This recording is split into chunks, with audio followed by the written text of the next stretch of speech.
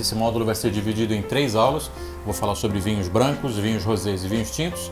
Depois eu vou falar sobre vinhos espumantes. Na terceira aula eu vou falar sobre os vinhos doces e os vinhos fortificados. Começando a falar sobre o processo de vinificação, o básico do processo de vinificação, a gente tem que entender que o vinho é uma bebida fermentada. O processo para acontecer é o seguinte: nesse suco da uva, o produtor colhe a uva, prensa a uva, dessa prensagem escorre o suco da uva, que é bastante rico nos açúcares naturais, em água, né, em líquido, e também em vários ácidos que tem ali dentro desse suco, e vai começar a fazer a fermentação. Nessa fermentação, as leveduras que vem própria do suco da uva, que está contida também um pouco na casca da uva, começa a trabalhar o açúcar, começa a comer o açúcar, vamos dizer, o alimento da levedura, e o resultado dessa transformação do açúcar é gás carbônico e álcool, na verdade ao inverso, muito mais álcool do que gás carbônico. Para a fermentação de um vinho branco, por exemplo, ou um vinho branco, um vinho rosé, um vinho tinto, a gente não quer que fique gás carbônico nessa fermentação. Então esse tanque de aço inox, onde acontece essa fermentação, ele não é pressurizado para reter o gás carbônico. O gás carbônico naturalmente vai saindo do vinho, vai saindo aí durante essa fermentação, para que a gente tenha só o álcool transformado durante esse processo. Então o primeiro momento o suco da uva, a gente chama de mosto, que passa por esse processo de fermentação e começa a criar o álcool. O teor alcoólico começa a subir aos pouquinhos, então tem uma regrinha aqui para a gente saber quanto álcool a gente vai conseguir fazer nesse vinho. Para cada 17 gramas de açúcar natural da uva, no suco da uva, a gente consegue criar um grau de álcool, um grau alcoólico. Então o produtor, no momento da colheita da uva, já sabe mais ou menos, ele usa várias unidades de medida de açúcar, a mais utilizada talvez seja a Brix, e consegue saber, através daquela medida de açúcar, quanto álcool potencial ele vai conseguir produzir lá na frente.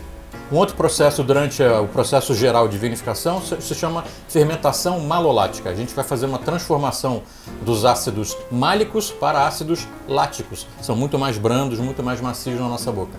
Provavelmente você já deve ter sentido essa sensação de acidez málica quando você comeu uma maçã verde, aquela frutinha verde maravilhosa, que é bastante rica em acidez. Então aquela acidez que ela tem é acidez málica. Isso está contido em várias frutas, na uva inclusive, e passa para o vinho durante o processo de fermentação alcoólica, aquele primeiro processo de fermentação.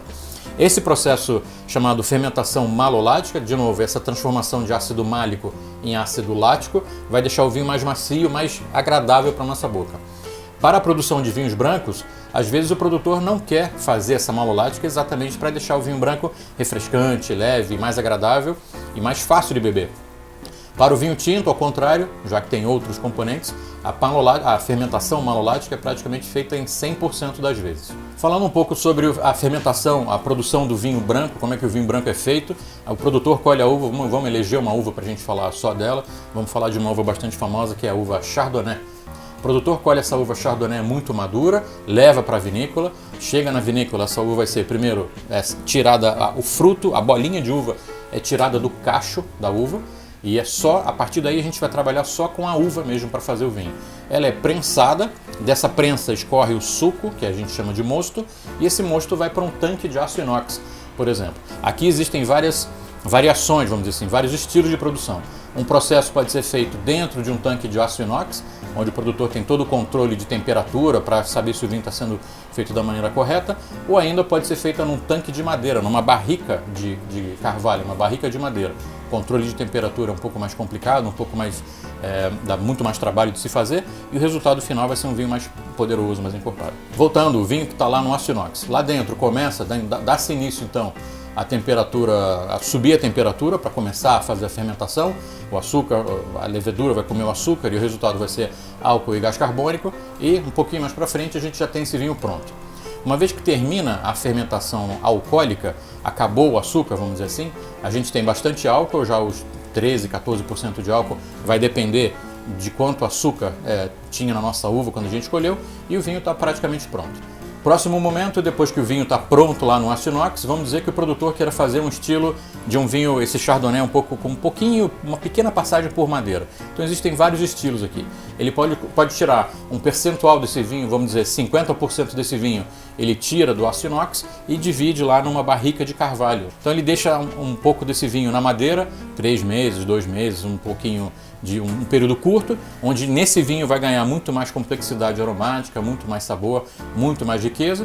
Lá na frente, depois ele vai voltar a misturar o vinho branco que estava na barrica com o vinho que estava no aço inox, vai passar por por placas de microns para o vinho ser filtrado, logo depois engarrafado, recebe a rolha ou a tampinha de rosca, vai depender do estilo e da faixa de preço que esse vinho está sendo produzido. Recebe a etiqueta, a cápsula, o contrarótulo e o vinho está praticamente pronto para o mercado. Outro estilo de vinho branco que pode ser produzido, eu falei um pouco sobre a fermentação em barrica, a fermentação na madeira. Quando o vinho branco é fermentado na madeira, então o resultado final que a gente vai ter vai dar um vinho mais encorpado, mais robusto, provavelmente já mesmo ele novo chegando no mercado, ele vai ter a cor um pouco mais amarela, a cor um pouco mais carregada em relação àquele feito no aço inox, porque na madeira ela tem micro buraquinhos onde tem uma troca de oxigênio. Então essa troca de oxigênio do meio externo lá para dentro no vinho acaba oxidando um pouco a cor do vinho e ele vai ficando naturalmente um pouco mais dourado, vamos dizer, aquele amarelo dourado. Não é nenhum problema quanto a isso, quanto à cor. Já a parte olfativa vai ficar muito mais intensa, muito mais complexa, com várias camadas de aroma para sentir, passando muito mais até intensidade e complexidade aromática. Um outro estilo de produção que está sendo bastante utilizado hoje, parece que é uma coisa muito moderna, mas na verdade é uma coisa muito antiga, lá da época romana, por exemplo, daquela época, mais ou menos daquela época ali. O vinho era feito em ânforas de barro. Hoje muitos produtores estão utilizando isso, fazendo vinhos brancos fermentados em grandes tonéis, grandes ânforas mesmo de barro, de terracota. O processo é um pouco diferente, ali também o controle da temperatura é um pouco mais complicado, dá um pouco mais de trabalho, mas o resultado é bem diferente.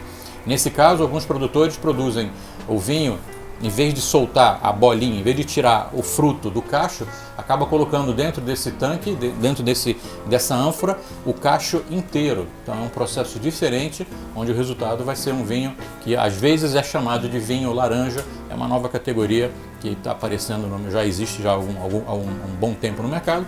Alguns produtores fazem um vinho diferente, a gente pode falar isso mais para frente um pouco. Agora o capítulo sobre vinho rosé, que é bastante interessante, tem muita controvérsia a respeito do vinho rosé. Eu acho o vinho rosé uma delícia para se beber, num clima um pouco mais quente, ou mesmo no momento de beber um vinho só para dar um relax, assim, relaxar um pouco, sem ter que necessariamente fazer uma harmonização ou escolher um prato específico para fazer isso. Então o vinho rosé, eu falei rapidamente no módulo passado, o vinho rosé ele é elaborado a partir de uma uva tinta. Tá? Então a gente pode ter vários tipos de uva tinta, existem vários tipos de uva tinta que podem produzir vinho rosé. O processo de produção do vinho rosé, a gente precisa memorizar o seguinte: o tempo de contato da casca da uva tinta com o suco, que a gente chama de mosto, é contado em horas. Então, quanto menor o número de horas desse contato da casca com o mosto, vai dar um vinho rosé bastante claro. À medida que esse tempo de contato da casca com o mosto aumenta, a extração de cor, e não só de cor, mas também de tanino dessa casca da uva tinta, acaba passando para o vinho. Falando um pouco sobre a cor do vinho rosé, do vinho rosado, ele é bastante clarinho, o mais reputado é aquele que é feito lá na região da Provence, na França, que ele tem a cor bastante rosa, muito clara, lembrando a pétala da rosa rosa, ou ainda a casquinha de cebola, a casca da cebola, que é bem rosinha, delicada, bem clarinha. Algumas uvas são especiais assim para se fazer o vinho rosé, são propícias para fazer o rosé, exatamente aquelas que não têm a casca muito espessa, muito grossa. Vamos lembrar que toda a cor que vai para o vinho tinto está contida na casca da uva vermelha, na casca da uva tinta.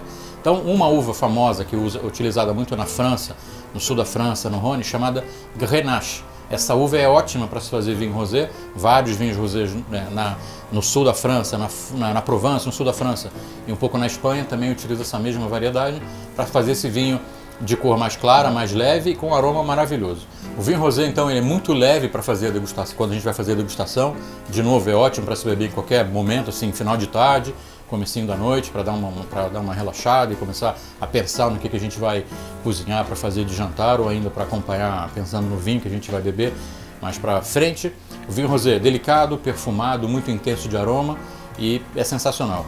Então, falando agora um pouco sobre os maravilhosos vinhos tintos, como é que eles são feitos, né? Vinho tinto, então, a gente pode produzir a partir de várias uvas diferentes. O processo de fermentação é o seguinte: diferente do vinho branco, a uva chega na vinícola, ela também é prensada, dela sai o suco vai para um tanque de aço inox e, diferente do branco, a casca da uva tinta vai junto com esse suco. Então, dentro do tanque de aço inox, começa esse contato da casca com o suco da uva e dela vai saindo toda a parte de cor, os antocianinos que compõem a cor do vinho e também uma sensação chamada tanino. Então, diferente do vinho branco, a casca da uva tinta vai junto com o mosto durante o processo de fermentação nesse tanque de aço inox e quanto maior o tempo de contato dessa casca com o mosto, vai saindo da casca da uva tinta toda a parte de cor, que são os antocianinos, que vão dar a cor mais ou menos escura do vinho. Não só isso, mas também a sensação de tanino, o componente, os polifenóis que vão se aglutinar mais lá na frente e vai dar a sensação de estrutura, de corpo para o vinho tinto. Uma vez terminado esse período de contato que tem já a cor para o vinho tinto, o produtor vai fazer uma separação disso, vai separar o líquido, o vinho, da casca. Essa casca, ela mais para frente pode ser prensada para extrair um pouco mais de líquido para se misturar com o vinho. Senão esse vinho já vai ser envelhecido em madeira. Diferente do branco, mais uma vez, a maioria dos vinhos tintos tem uma certa passagem por barrica.